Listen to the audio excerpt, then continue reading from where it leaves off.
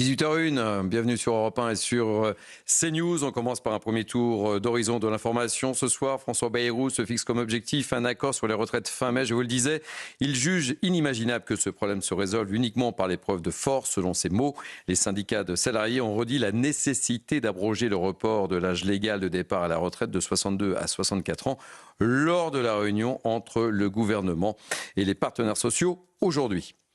Didier Guillaume, ancien ministre de l'Agriculture français, est décédé à l'âge de 65 ans, ministre d'État de Monaco depuis septembre 2024. Didier Guillaume est mort d'une maladie fulgurante survenue alors qu'il était hospitalisé. François Bayrou lui a rendu hommage sur X. Didier Guillaume était un homme solide et généreux, dit-il, un humaniste au plein sens du terme. À lui et aux siens, notre gratitude et notre affection. Enfin, je vous le disais, c'est officiel, le cabinet de sécurité israélien donne son feu vert à l'accord de cessez-le-feu à Gaza avec le Hamas. L'accord destiné à mettre fin à plus de 15 mois de guerre prévoit dans une première phase de 6 semaines la libération de 33 otages retenus dans la bande de Gaza en échange de centaines de prisonniers palestiniens détenus par Israël. L'espoir renaît donc pour la famille des 2 otages franco-israéliens, Ofer et Ohad, qui figurent sur cette liste. Avec moi ce soir, en ce vendredi soir, Naïma Fadel, bonsoir, essayiste, soyez la bienvenue. Bonsoir Thierry. Nathan Dever, écrivain, soyez le bienvenu aussi. Bonsoir Thierry. Véronique Jacquet, fidèle de l'émission, journaliste, soyez la bienvenue. Merci, bonsoir. Gil Miaeli, directeur de la publication Revue Conflit, et comme tous les soirs, Gauthier Lebret, qu'on ne présente plus. Bonsoir Gauthier. On va commencer notre punchline par la trêve à Gaza, je vous le disais, avec cette annonce du jour d'Emmanuel Macron sur le réseau X. Le président de la République a annoncé depuis le Liban que les 2 otages franco-israéliens, Ofer Calderon et Ohad Yahalomi, figurent dans la liste des 33 otages qui doivent être libérés par le Hamas. Je me dois de préciser que CNews et Europe 1 ont été les 2 seuls médias à évoquer tous les soirs ces 2 otages dans Punchline afin de ne pas les oublier. Les toutes dernières informations avec Isabelle Piboulot. Feu vert à l'accord de trêve entre Israël et le Hamas. Le cabinet de sécurité israélien s'est réuni ce vendredi matin pour procéder à un vote avant une validation de l'accord en Conseil des ministres plus tard dans la journée. Selon l'État hébreu, 95 prisonniers palestiniens doivent être libérés contre un premier échange d'otages. Après plus de 15 mois de peur et d'incertitude, ce dimanche pourrait mettre fin au calvaire de plusieurs dizaines de familles, à commencer par celle d'Ofer Calderon et Ohad Yahalomi, enlevés lors du massacre de Niro, et dont la présence sur la liste des 33 otages a été confirmée par Emmanuel Macron sur X. Nous restons mobilisés sans relâche pour que leurs familles puissent les retrouver. Néanmoins, pour Sabrina Belhassen, proche de la famille d'Ofer Calderon, la prudence est de rigueur. C'est un mélange de joie inimaginable, de beaucoup d'espoir, mais qui est mêlé à une inquiétude. On ne sait pas dans quel état physique et mental ils vont arriver, il faut dire. Les proches ont été informés par les autorités que des préparatifs étaient en cours pour accueillir les captifs. C'est le cas d'Ariane Tamir, dont des cousins ont été enlevés, parmi eux Tal Shoham. Tal est un homme jeune, il a 38 ans, il est là dans la liste des personnes malades ou blessées. Et évidemment, on retient notre respiration, on retient notre souffle parce que cette machine peut être enrayée par des très petits grains de sable. On s'attend à tout, mais on espère. 3 femmes israéliennes seraient les premières otages à être libérées. Si elles sont en vie, l'état de santé des 33 personnes concernées reste incertain. Et on va prendre la direction de Tel Aviv, retrouver nos envoyés spéciaux, Juliette Sadat et Thibault Marcheteau. Bonsoir Juliette, merci d'être avec nous. Quel est le ressenti en Israël avec cette trêve annoncée, ces libérations d'otages et ce marchandage? Je suppose qu'il y a de la joie, mais aussi beaucoup d'inquiétude ce soir en Israël. Oui, des sentiments très partagés. D'un côté, vous l'avez dit, le soulagement de voir prochainement les premiers otages fouler à nouveau le sol israélien. Et d'un autre côté, l'incertitude justement sur l'état de santé de ces otages.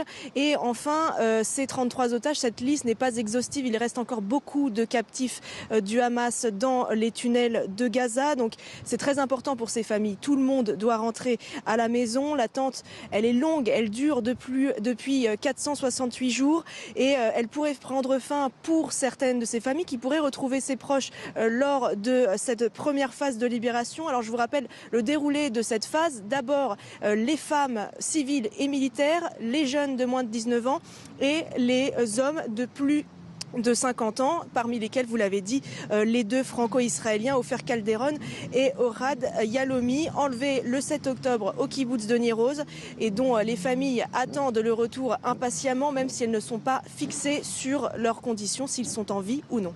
Merci beaucoup, Juliette Sadat avec Thibault Marcheteau depuis Tel Aviv. Gauthier Lebret, je me tourne vers vous. Oui. Emmanuel Macron a effectué cette annonce depuis le Liban. Et c'est vrai qu'on a souvent reproché au président de la République de ne pas trop évoquer le sort de nos otages, et notamment au moment de sa cérémonie de vœux. Absolument, contrairement à François Bayrou qui avait cité les 2 otages français dans son discours de politique générale, créant des applaudissements sur tous les bancs de l'hémicycle. Quelques applaudissements manquaient, ça ne vous étonnera pas, sur les bancs de la France Insoumise, notamment Sébastien Delogu qui n'applaudissait pas à ce moment-là. Emmanuel Macron, il a été critiqué tout au long de cette guerre entre Israël et le Hamas. Il débarque quelques jours après le pogrom du 7 octobre à Tel Aviv et il propose une coalition internationale sans prévenir personne, même pas son propre ministre des Armées. Il surprend tout le monde, une coalition internationale qui ne verra jamais le jour. Et puis quelques mois plus tard, il proposera d'arrêter d'envoyer des armes en Israël, sachant que la France n'envoie pas d'armes en Israël. Elle en envoie à d'autres dictatures à travers le monde, hein, ça ne lui pose pas de problème, mais elle n'en envoie pas en Israël, donc c'était un message aux Américains. Et puis il y a la phrase en Conseil des ministres qui fuite, quand il dit qu'Israël est une création de l'ONU. Sous-entendu, ce que l'ONU fait, l'ONU peut le défaire. Mais la dernière polémique d'Emmanuel Macron, elle a 48 heures, c'est son tweet de réaction quand un accord est annoncé. Il met 3 heures à réagir et il fait un tweet pour évidemment se plaindre et dénoncer ce que subissent les Gazaouis, mais il ne cite pas les Israéliens. Comment peut-il faire un tweet au moment où 33 otages vont être libérés, dont 2 Français, sans se soucier du sort des Israéliens ? Donc évidemment, ça a choqué largement ce nouveau tweet. Et je ne vous parle même pas de sa réaction ou de son absence de réaction quand Nasrallah, le chef du Hezbollah, a été neutralisé par Israël. Il n'y a pas eu de réaction du Quai d'Orsay pendant plusieurs jours. Et d'ailleurs, s'il a fait un tweet comme celui-là sur le sort des Gazaouis, oubliant le sort des Israéliens, c'est sans doute parce qu'il se rendait 48 heures plus tard au Liban pour aussi ménager le nouveau président libanais. Tour de table rapide, Naïma El Fadel, C'est important ce que vous venez de dire, Gauthier, parce que c'est un manque de courage, tout simplement. On se rappelle qu'il n'a pas voulu marcher lors de cette marche contre l'antisémitisme pour venir tout simplement en soutien à ses compatriotes qui ont vu l'explosion des actes antisémites, qui ne peuvent plus sortir, qui doivent cacher leur identité pour ne pas subir des menaces ou des agressions. On attendait qu'il marche. Et quel était l'argument ? C'est attention, la réaction des musulmans. Mais il faut arrêter.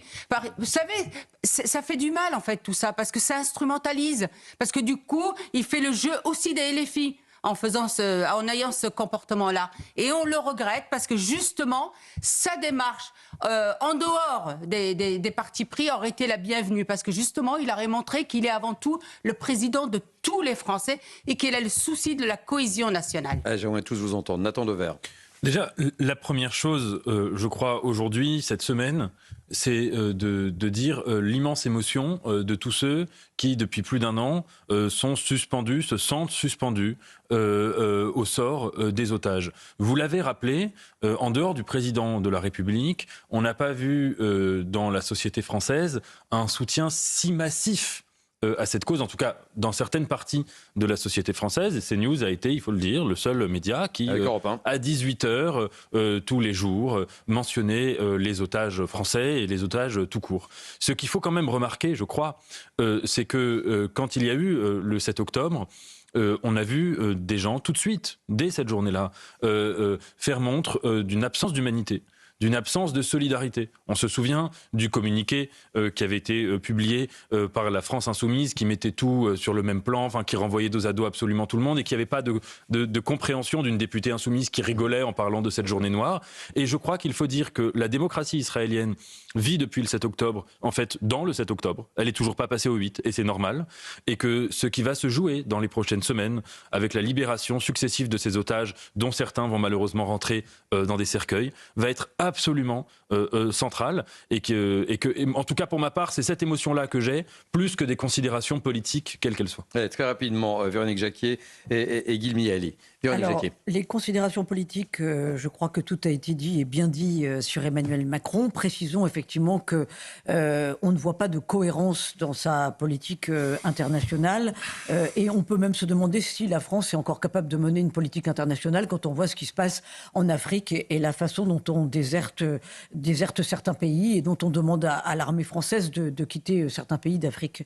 Donc ça, c'est une chose. Maintenant, sur ce qui est en train de se passer en Israël, sur ces jours qui vont être cruciaux à partir de dimanche, effectivement, moment très douloureux pour le peuple israélien parce qu'on va avoir des gens qui vont revenir en lambeaux, psychiquement, physiquement, moralement. On va apprendre la façon dont ils ont été traités et ça va être abominable.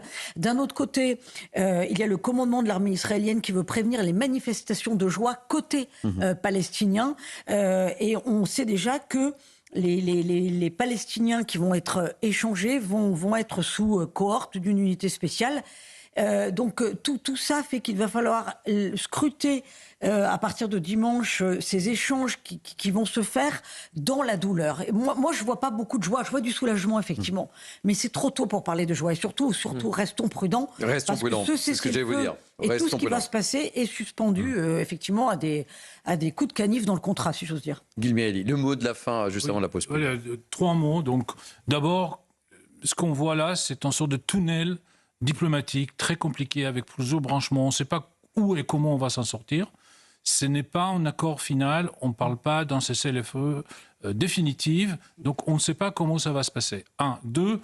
Pour la France, un pays aussi lourdement endetté, avec des habits de citoyens ruinés, ne peut pas avoir un point sur la scène internationale. C'est aussi simple que ça. C'est pas en question d'avoir de bonnes idées, d'être original, de garder les contacts avec tout le monde. La question est tout le monde regarde combien il a en banque celui-là.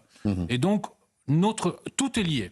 La réforme de la retraite, le fait que les 16-12 mois, 22% de nos concitoyens sont déjà dans le rouge.